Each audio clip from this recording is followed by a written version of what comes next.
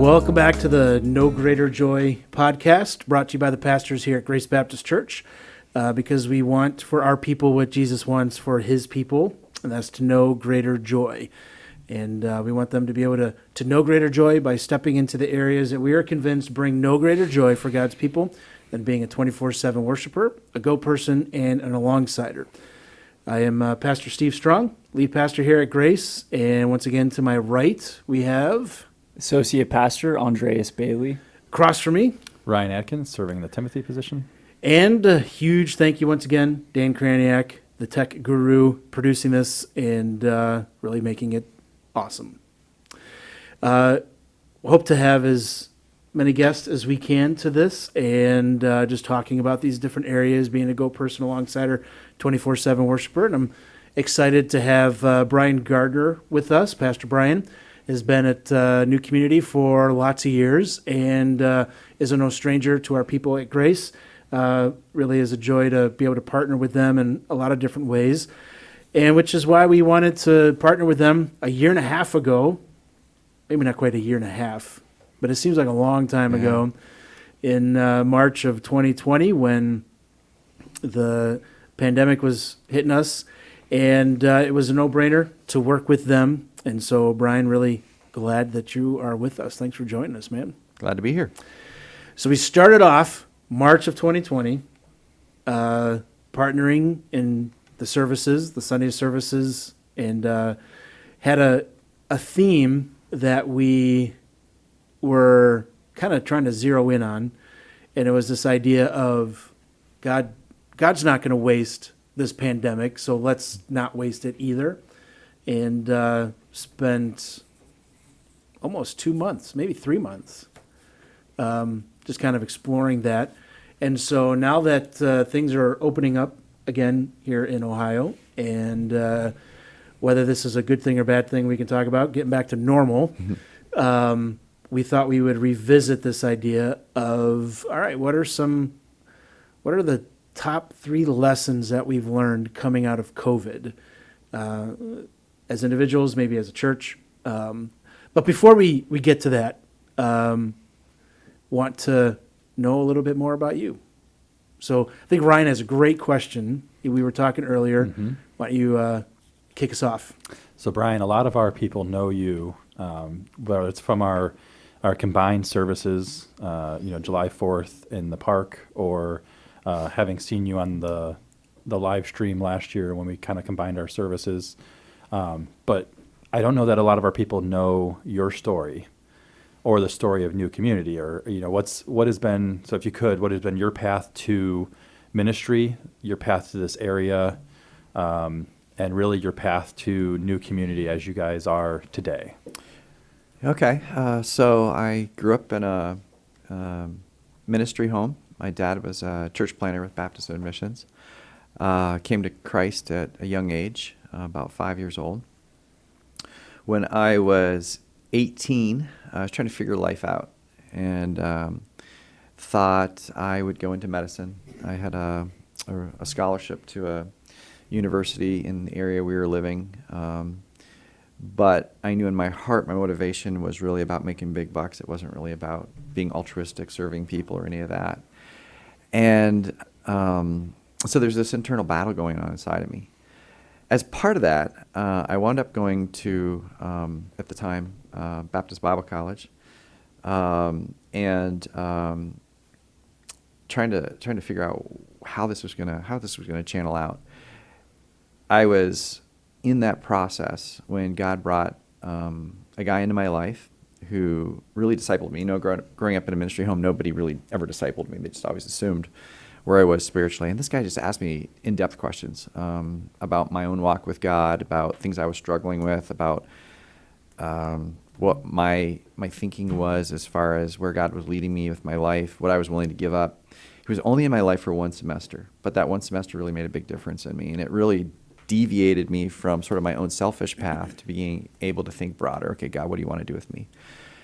At the end of my sophomore year, I met my wife, wound up about that same time, I kind of began to feel like, okay, God's moving me to ministry.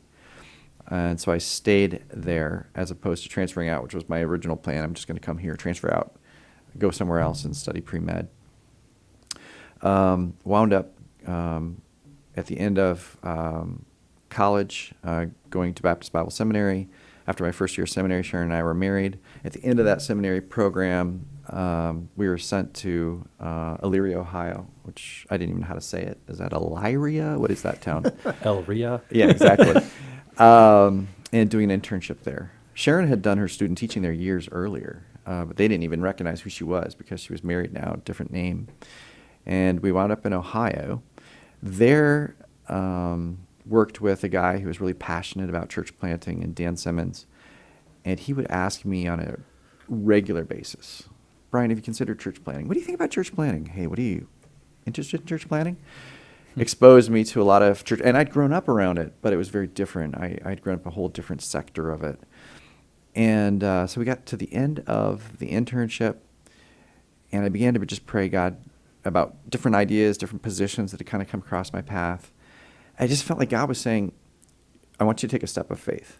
So we were back. Sharon grew up on an apple farm. We were walking on the farm one day, and I said to Sharon, I think God's pushing me to take a step of faith. She said, you're thinking about church planting, aren't you? And I said, yeah, what do you think? And she's like, if that's where God's leading you, I'm in.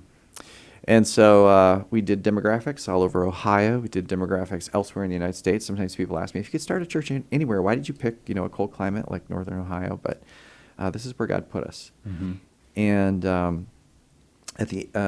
so we approached Brad Quick, who was at the time pastoring there. Hey, what do you think of this idea? And God put together 5 other couples that shared that vision as well. One went on to Arizona and is involved in church planting out there.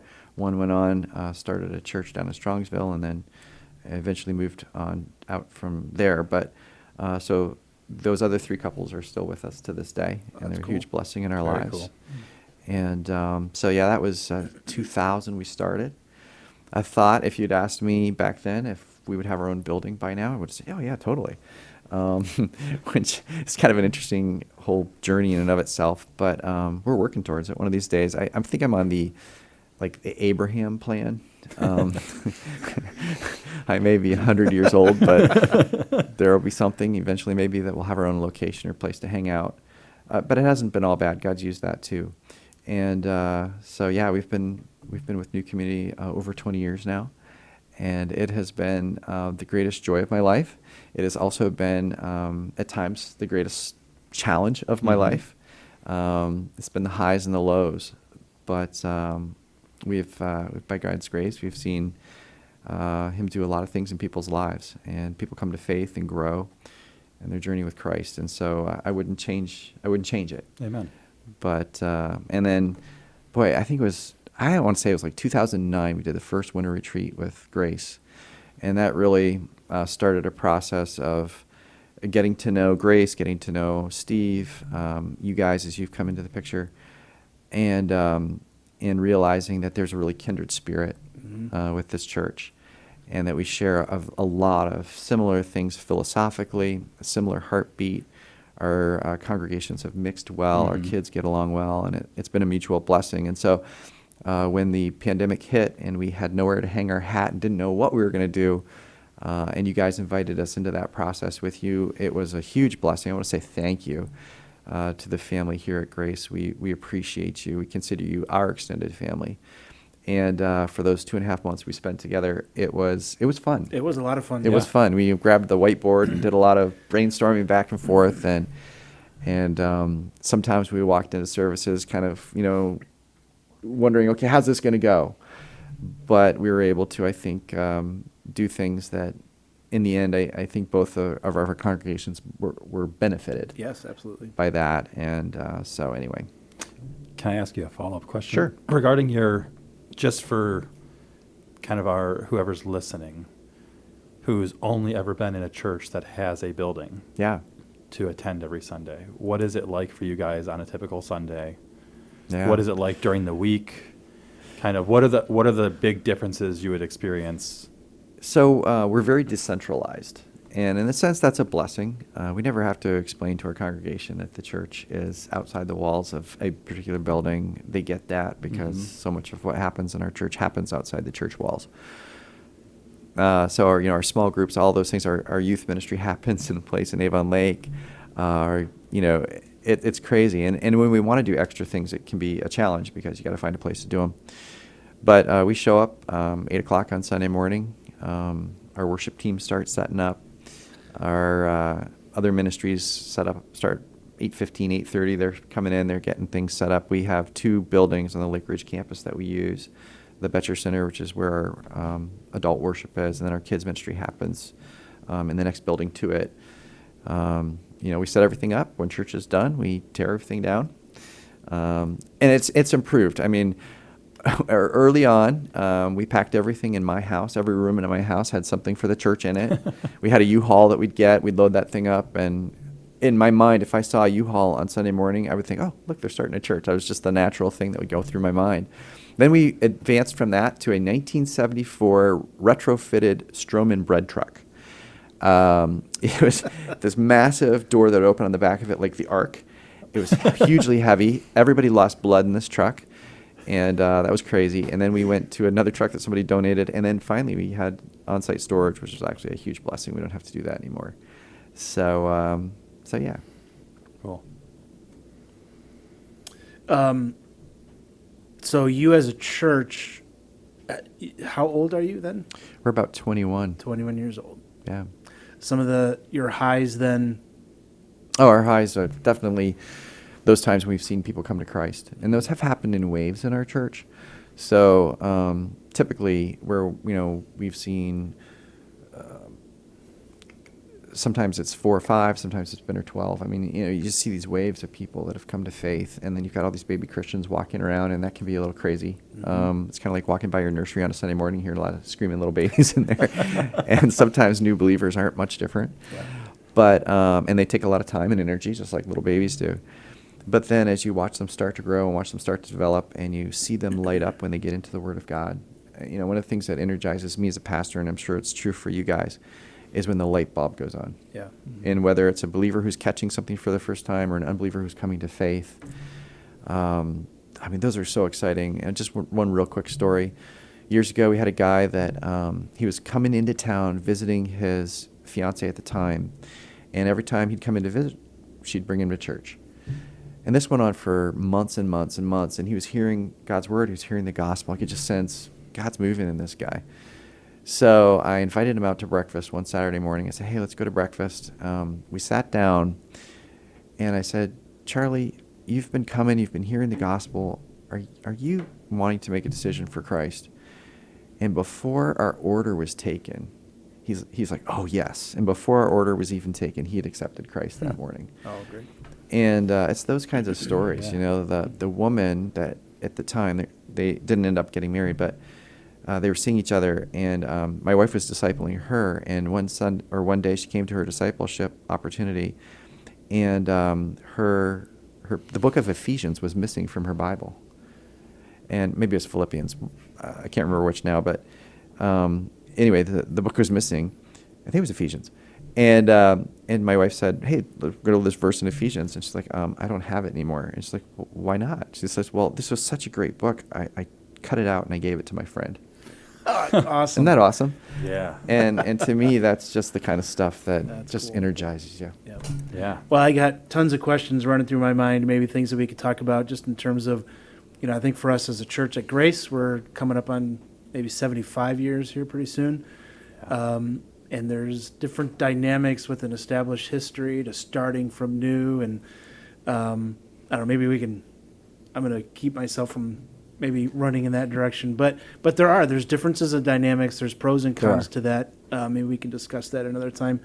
But I think it's also interesting that, your path to the podcast this morning in your ministry, you have 2 individuals who just stop to care and to ask them provocative, sometimes tough questions, whether that's the guy at school that God used to just kind of turn a direction around.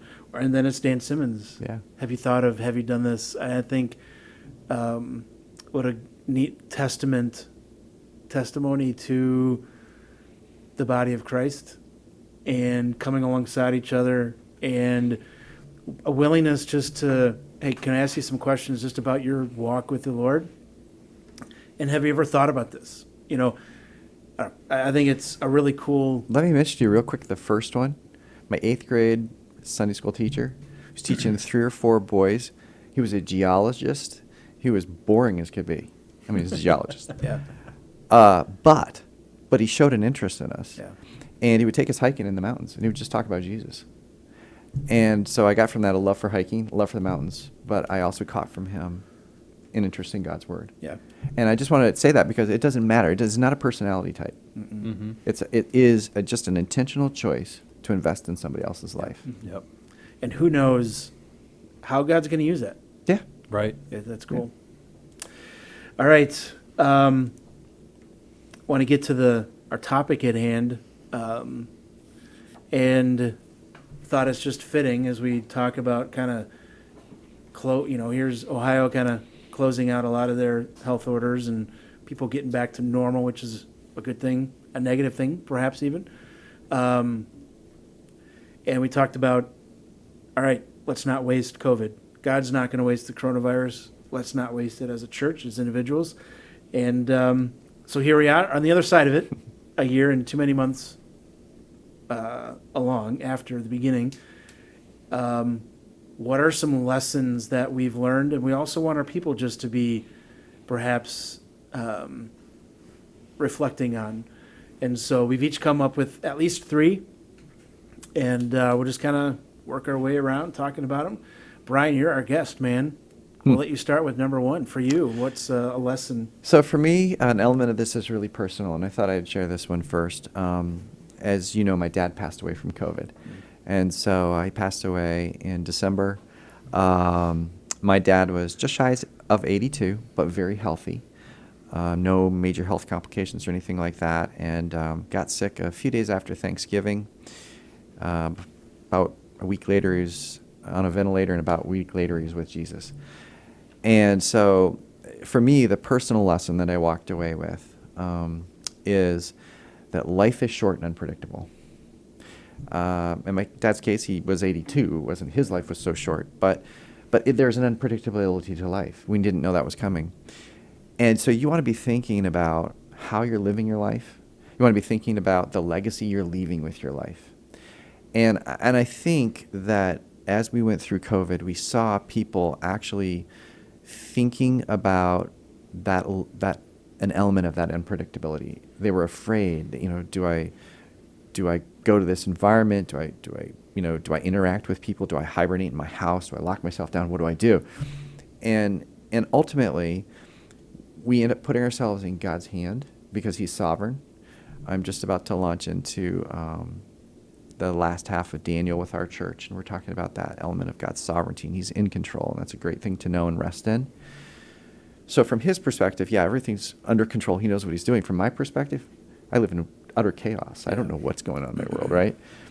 And so life is unpredictable, and it is short. And as a reminder that, obviously, if you don't know Christ, life's short. You need to think about that. If you do know Christ, you only have so much time to make impact. So what are you going to do with it? And I hope that we talked about this early on. Are you going to waste this opportunity? Are you going to internalize it? Are you going to choose to live in fellowship with Christ, in joy with Christ, in journey with Christ? Or are you going to live in selfish isolation? And so I guess that's my first lesson. Life is short. It's unpredictable. What are you going to do with it? How are you going to live? It was interesting to watch how it certainly began as something, COVID was something that was elsewhere. Yeah. But it slowly began to impact people directly. It just took a little time. Here's the crazy thing. So of those 4 families that started New Community, 3 of us lost dads during COVID. Two of them from COVID, one wasn't. And another got very ill. We were all there in the same place. there, yeah. Within Wow. 2 months of each other. Mm-hmm. Isn't that crazy? But again, it's just that reminder that Yeah, yeah.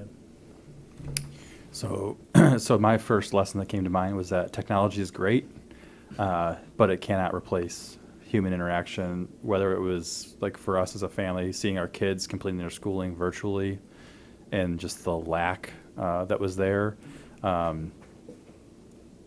and the limitations, I should say, not the lack. That was the limitations of technology there, and then the same thing as we were meeting virtually, and then coming back to in-person gatherings and seeing everyone on a Sunday morning. There's no comparison. Like, so technology is great, but it can't fulfill all of our needs. It was one of those like good but bad things. Mm-hmm. It's almost like COVID just kind of put on the stage for everybody to see the benefit of what technology can bring, but at the same time, it highlighted the how it falls short Mm-hmm. in human interaction. It's like, okay, wow, a Zoom meeting is great. I remember was it the Good Friday service that we did? I mean, that was later. like, that was emotional. Yeah. Finally, that was the first time we saw everyone's faces on the That's same right. screen. And it was- I remember you talking about that, Yeah, and it was how that was an crazy. emotional experience. But but it still fell short. Mm-hmm. And I think you're going to say something. I think. Well, I was just going to say, the body matters to the head. Yeah. And so, as Christ sees his body, he cares about his body and how that body interacts. Mm-hmm. And you're absolutely right, Ryan. You can't substitute the human interaction. As great as technology is, you just can't substitute that. And there's something that happens when the body's together. There's something. How many times does somebody leave your service and it isn't something that you preached that changed their heart or changed their life? It's something that somebody said to them in the hallway. Right. It's a hug they got when they dropped off their kid in the nursery and they just had a rough week. Mm-hmm. We know that. And so it's tragic to me when elements of the body say, because you talked about the catch-22 of this, that, you know what, being home in my pajamas is okay. I can watch this from my sofa and no, you don't. You miss out on so much that the body's all about. And it isn't a substitute. Yep. And it's intangible sometimes. Yes. Just like you can't put your finger on it, that in-person dynamic. Sometimes that dynamic can be negative, Sure. but when there's health there and there's a togetherness, like you can't put your finger on it, you can't describe it, but there's an energy, Yes. I think, that is rejuvenating sometimes. Yeah, but for sure. For myself, the first lesson that I learned, or I guess relearned, or was reminded, is that God is always faithful. God is always faithful. Why do I say that? Because this past year for myself has been absolutely insane. I anticipated graduating from college last spring, but I ended up graduating a semester early, started working. I delivered groceries, called a thing called Shipped. Highly recommend it if you're looking for something to do, like part-time. It works out pretty good. But I ended up doing that, and was already engaged to Kara. I had several different churches and organizations pursuing me for full-time positions of some aspect. And I don't know, COVID hit, and it was just utter chaos. A lot of decisions to make at 23, but the Lord was faithful through and through, and ended up here at Grace, even though the voting took a long time, and that was a whole headache and discouragement. But the Lord had His way. When I got here last June, we had to find an apartment in less than like a week. That was crazy. We ended up finding one. The Lord provided in that manner. Our wedding venue, for example, was changed because our original wedding venue was owned by the local government and they had shut it down. So our new wedding venue was actually significantly better. Like it was like a mansion. It was sick. It was absolutely sick. So the Lord provided in that manner. The opportunity to even coach baseball here in Westlake during the pandemic was a blessing too. But so just so many things. I was just reminded of God's faithfulness. A lot of people have asked me, how does it feel to start a job during COVID-19, or how does it feel to start ministry in COVID-19? I don't know, because I don't know how it is without COVID-19. So outside of COVID-19. So we'll see. But I'm excited for I feel like the year I've been here, so much has already been accomplished. So I'm excited for COVID-19 to be like pulled back, and so for more things to be accomplished. But yeah, God is always faithful. That was the lesson that I learned, or relearned. Yeah. You think about everything that was forced to change in your life, everybody's lives. Yeah. The aspect of the unknown, what's going to happen, you're kind of forced to fall back on. Okay, God, you've got to keep caring and providing for these things. So, I think the first lesson for me is, as I was reflecting on this, just the importance of rest. One of the dynamics, and I know everybody's experience with it was different. For some people, last March, April, May, June were just completely hectic with, especially if you have young kids, 2 working parents, working from home, and now you got to help your kids teaching. But there was also quite a bit that just quit happening, whether that was all the different extra activities that you were doing, whether it be, sports or vacations even, or other things, everything that would take up a lot of time. Your lives were just really kind of narrowed in on the most important, streamlined. Yeah, those important things. You had your job and the kids' school, but you didn't have, all the extra stuff. And it really started hitting me yesterday at a busy day. Took Colin down for his orientation for college. Got back real quick. Katie had kind of a summer league basketball for the high school. And then at that, one of the parents, some of the girls left midway through their games to go to softball that they had. And then there was open gym volleyball in the evening for the school. And I was just, we're so happy for we're getting back to normal, but what we're getting back to is just that crazy busyness again. And one of the lessons I think was important is just the importance of being able to stop doing all of that. And I think the importance of saying no and having those moments of rest. Here's Jesus getting away from everything just to have his time with the Lord, his Father. And our lives are so busy that we end up sacrificing on that or minimizing that, stealing that kind of time. And that's super important time that I think we need to rejuvenate, to kind of refresh our own hearts and souls. But also I think it's important time for just evaluating. I think as a church, we were able to take the time and just evaluate, our children's ministry in particular and how that's going to be different come fall. But if we're just driven and have no kind of boundary in our times or no margin in our lives that we take, then we end up not evaluating. Mm-hmm. And then we just keep doing the same thing and we get in those ruts. So I think that importance of rest, and I think, I encourage all of our families out there to be willing to say no, protect those margins, protect those boundaries. So one of the things, Steve, that we challenged, I think it might have been week 1, when we talked about this idea of our lives being streamlined, is what are you going to fill that space with? Is it just going to be Netflix? What are you going to do with it? And I think, just an observation, I saw both positives and negatives.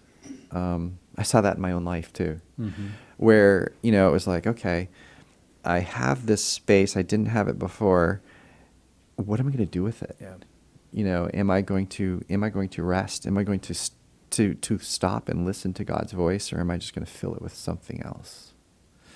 And we are so driven by that as a culture to just drop something new in there.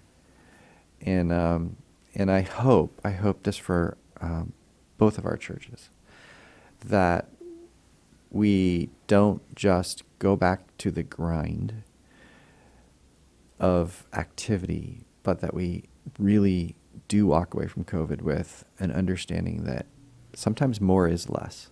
Amen. Good. What's your second one? This is just a little one, but one of the things that I think I learned is that the church is more adaptable than you think, right? And that's a church that's had to adapt. Yeah, isn't that your weird? DNA. Yeah, it's built into us. I've always It's the said A in your DNA is adapt, right? right. Yeah, exactly. I've always said that we're flexible and it's a strength, and okay, I think it still is, but it was harder to adapt than we expected, and there were things that we didn't want to adapt to. And so I was thinking about, okay, what are the things that we had to adapt? Well, obviously, there's a whole live streaming. We did that with you guys for a while, and then the month of May, after our final service together, we were using an iPhone. That was our camera and audio, and it was like as close to me as that camera is right there, and it was kind of crazy, And then we branched out, went to a camcorder, and then we branched out from that. We actually went to a decent camera, and our sound and tech guys were trying to figure all this out, and we had some good things and we had some crazy things, and so there was that. And then there's the adaptation of, okay, how are you going to do ministry? Like, what does social distance ministry look like? And we're in a situation where our environment, a lot of it was controlled by the school we were in it's a private school, but they have their own sort of rules and regulations, so we had to adapt to their expectations. So, what's kids ministry look like once we got that back online? How do you do communion in COVID? What does that look like? Yeah, I think we're all happy to get rid of those Prepackaged. Those were the worst. prepackaged, Those were the worst. styrofoam tasting wafers. Yeah. But there's so much that we had to figure out and adapt. And some of it I think we did pretty well, and other things I think, well, okay, if I could do it over again, I'd probably do it differently. Could have gone better. Yeah, exactly. But you figure it out. Mm-hmm. And you realize that just because you have COVID doesn't mean God isn't still working in lives. Mm-hmm. Right. And both of our churches saw people that came to faith during COVID. How awesome is that? Yeah, Amen. that's praise. That's good. So my second, I think it'll probably overlap with some of yours, but it was just the whole pandemic, everything just reemphasized the need for grace amongst one another and to people we don't know. I think a lot of, even like now as we're recording this, we're seeing issues with people in restaurants where they're getting frustrated because things are taking longer than they used to. And well, just that need for continual grace for those around us because they're working short staffed, they're working long hours, they're all these different scenarios. We never know the full story of what's going on in someone else's life, and just having that love and that grace for them, I just think has been kind of brought back to the surface for me. Yeah, I am super proud of our people here at Grace, just in their adaptability. And I think in the changes, to being online, to doing the Zoom, even though I don't know that anybody enjoys doing that, to, all right, we're going to do 2 services. We're going to have these protocols to, we're going to start our services at 9 and what was it? It was 9 and 11 when 9 we and first 11. started. And we sat around for 45 minutes. Yeah, and then we're going to change it to 9 to 10:30. So it was just change after change after change. It was adjusting, and I didn't hear much grumbling. No. Everyone seemed to roll with it pretty well, Yep. so we appreciated that. And I think there's grace too with, there are a lot of strong opinions related Oh, absolutely. to issues with Absolutely. COVID, Yeah. right? The whole spectrum. Yep. And they exist in the church and they exist outside the Mhm. church. But one of the things I prayed throughout the entire time was that God would protect the unity Amen. of his church. And I echo what you said, Steve. I saw a lot of that grace and love shared in the body, and patience. And I think that that's just something that we have to exercise. And what a good reminder it is that isn't, if it's not COVID, it's something else. Mm-hmm. And God calls us to something higher than we often will settle for. Yep. Good. Yeah, so the second lesson I had was, it kind of goes off of God is always faithful, but I am not in control, or we are not in control. I think it was just a great reminder to us, even while COVID was happening, even after the fact, that we're not in control. I remember I got COVID in December, remember that? And I was messaging Pastor Steve, and I was going to come that Sunday, and he's like, "No, you probably shouldn't." And I was like, "Yeah, you're probably right." and I was out for 2 weeks. Yeah. I felt horrible, man. I had a fever for 10 days, and I was like, I'm 23 at the time, and I was like, this should not be happening, you know? And so it was just a great reminder the Lord used just to be like, you're not in control. Yeah. I'm the one who's in control. And so that was the second lesson I learned, was we're not in control. I feel like a lot of people learned that the course of this last year, is that they're not in control. Yeah, we tend to feel safe when we're in control. Yeah, for sure. Comfortable. Yeah. Yeah. Yeah, because that was 2 whole weeks of ministry that Yeah. you weren't able to kind of step into. Yeah, and- yeah. And I almost missed my best friend's wedding. Yeah. But thankfully I made it down to Florida for that. Yeah. So. I think the second lesson for me was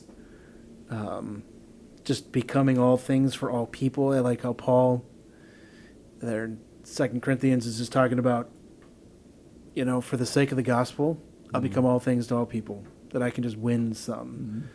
And thinking about the mask issue, that spectrum of positions, and that mindset of, all right, as a church, but I think also as individuals, what's expendable, or in terms of what do we need to have in an open hand and what do we need to have in a closed hand? What's expendable, what isn't expendable, both individually, corporately as a church, and especially, in walking through this mask issue, I think really kind of brought that type of thinking to the table, that I got to think about, here's an expectation put on me in order to serve other people. Am I willing to set aside in order to serve? Not necessarily do I agree with it, or even do I think it's effective, Right. but for the sake of unity, for the sake of the gospel, for the sake of ministry, what am I willing to let go of in order to see this move forward? Because I think, in the near future, we're going to have more and more of that, but in issues that are not open-handed, but issues that are in closed hands. Right. And are we ready to think through these things? That whole issue really just drives us to how much of this is a self-orientedness, a self-centeredness, and I know it's not just boiled down, simplified to that, because it's a very complex issue. I get it. And there's so many, but nonetheless, I think a lot of it comes down to, what am I willing to give up in order to serve you and to serve the body of Christ and for the gospel's sake? Because, we had people coming into our services on both ends of the spectrum as guests. And, one lady is, why aren't these people wearing guests? Other are wearing masks. And others real hesitant, but they're here wearing a mask, and it was really important. And both of those are opportunities to have the heart and the mind of Christ. Some of those things that are closed-handed, obviously, is the gospel, the body life, that dynamic and the importance and centrality of it, the Great Commission. All of these things were really forced as individuals, but as churches, to what is most important and what is fringe important. and those things that are on the fringe and on the outside, on the edge, am I willing to become all things for all people through that? I think that was a good thing and a healthy thing. And it's something we're going to have to remember, I think, moving into the future. Mhm. Yeah, for sure. So, what's your third one, Brian? My third one is God doesn't stop with COVID. Why should we? And, you know, you hear at Grace talk about being 24/7 worshipers. That we're worshipers, we're the church, whether we are in the building or we're home, wherever we are, we're the church. We function as the church. We function as followers of Jesus. And so, whether something happens and what we think church should look like doesn't look like church, doesn't mean we stop being and functioning as the church. Because frankly, if we're honest about it, very little that we do on Sunday looks like acts, right? Time, culture, all those things interact with that. And so, you know, it's my job as a follower of Jesus in whatever situation I'm in to continue to be an active follower of Jesus. And one of the things that I am concerned about, because we know there is a statistical segment of the church at large, they're saying as much as 20%, that won't return. What does that say, right? That there's an element of the larger body of Christ that won't come back, that they're content to, and I'm not saying, here's the scary thing, it's not that they're watching from home. They're completely disconnected. Right. And so, you know, what does that say about North American Christianity? And I think that should be a concern for us coming out of COVID, right? And so we have this responsibility, I think, as leaders, as pastors, to lead our church in such a way that that people see that we are 24/7, we're engaged for the cause of Christ, and come what may, we're still the church. We don't stop. Mhm. God didn't stop. He doesn't stop. He's still sovereign. He's in control, just as Dre was talking about. And we can rest in that. Now let's march forward and do what he has for us to do. Mm-hmm. It's a joy to have our services again. This past Sunday was our second time all in, everybody one service. But I think there's also that going back to, all right, being a Christian means I go to church on Sunday. Yep. And I've gone, and the rest of the week there's a disconnect. And it's, if I'm hearing you right, I think it goes beyond that. Yeah.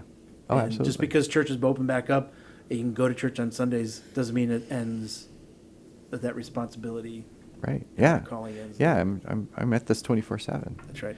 And so hopefully the decentralization of the church Continues. in that sense continues. Yes. And then the centralization of the church coming together on Sunday to be fueled and sent out again Yep. continues. We need Yeah. both, Yes. Right. right? We need both. And so, yeah, it's so important. So the next one I had was that we shouldn't take the common for granted. Just thinking how, like we mentioned earlier, when we did that Good Friday service on Zoom, and how you and I, Pastor Steve and I, had talked, and how it was emotional to see all these faces. And you know, the other thought I had was how, you know, how many people said, you know, see you next week on March 5th last year, and that really became see you in 2, 3, 4 months, a year Yeah. plus, or for some people never again. And just how easy it is to take what we do regularly for granted, and just to kind of see past that and get back into the, you know, seeing everything in thanks. Mhm. And that, you know, we have time together on a Sunday, we have time together through the week.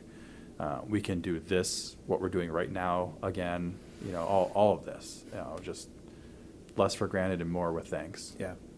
Right. Yeah, that could be a whole nother discussion of what are the things that COVID has shown us that we take for granted. Mm-hmm. Yeah. Health, people, parents. Yeah. Mm. Yeah. What's your third one, buddy? My third one, I feel like we've kind of talked about it a little bit, but I said relationships matter. Relationships matter. Even Brian, with you talking about your father, and I know that we knew of families that had lost loved ones. So just the fact that we need to continue to remind ourselves that relationships matter, and that really life is relationships. And I think that COVID has taught us that we can't take relationships for granted. So, I think even just relationships in our own families, just like whether it's parents with children, children with parents. I mean, all of these parents then having to step in and help their kids with their education. Maybe a sense of, wow, I am responsible for their education. I don't know. Maybe that's a touchy thing, but I think I take for granted that responsibility. But parents with their kids is, how many parents have spent more time with their kids over the last year than prior? How many more meals have been had as a family in the last year than the years before? Yep. That was a big difference for us, was just the number of meals where you're sitting at the table together. Yep.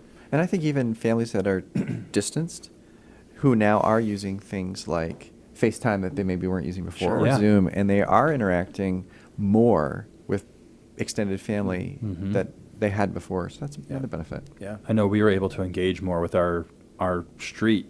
There was kind of born out of COVID just our specific streets Facebook page, where it became hey, if you need anything, let us know. We're shopping on these days, so if you need anything from the grocery store, you need anything from here, like if you're at risk, let us know. We'll get it for you. We'll drop it off on your porch. Yeah. And just those relationships that New ways to serve. absolutely. And it was just relationships that really didn't exist. You said hi to the person on the way by because they were sitting in their front, on the front porch as you walk the dog, but that was it. And so now we know their names, we know kind of some of their story, just getting to know neighbors because they became more of a bigger chunk of your world, if you will. And it's a challenge then To maintain it. to maintain that. And because the reason for it's gone. right. COVID, everybody can go to the store, everybody can do what they want. But then all of those connections, I Well, think that's a And all the busyness. yes. Yes, That, and that's that bad. shut it down. Crowd that out. That's right. Yeah. So, third one for me is just how ugly complaining is, and how refreshing grace and patience are or Yeah. is. Not sure where. I think it was a podcast I was listening to that was addressing. They're walking through Exodus and the complaining that the Israelites were The doing, grumbling. and complaining, and at the heart of the grumbling and complaining for them is that they were testing God. That they, at the heart of it, it wasn't just asking God a question or wondering. I mean, it was questioning His intentions, His ability, His purposes, and His reasons, and there so much complaining was just going on. You see a lot of it in social media, and it's just nobody looks good when they're complaining, and there's just an ugliness to it, but there's an opposite beauty to the grace and the patience, and whether it was out of just our trust in a faithful God and a sovereign God, or it was just simply, listen, I understand the difficulty. There's stories behind other people and what's going on. We distrust our governing leaders, whatever it is, but just in the choice to say, I'm going to be patient with these people. I'm going to be gracious. That if that's something we can kind of maintain, and especially maybe make that choice of, I'm not going to use social media to complain.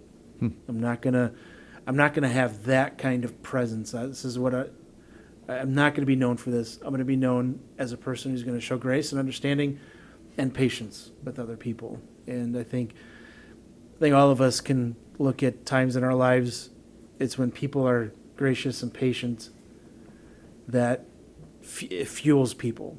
Complaining just like sucks the life out of people and out of a room. And it just, how ugly complaining is and how refreshing, fueling grace and patience are. So It's like the impact that you can have when you finally get to the front of the BMV line.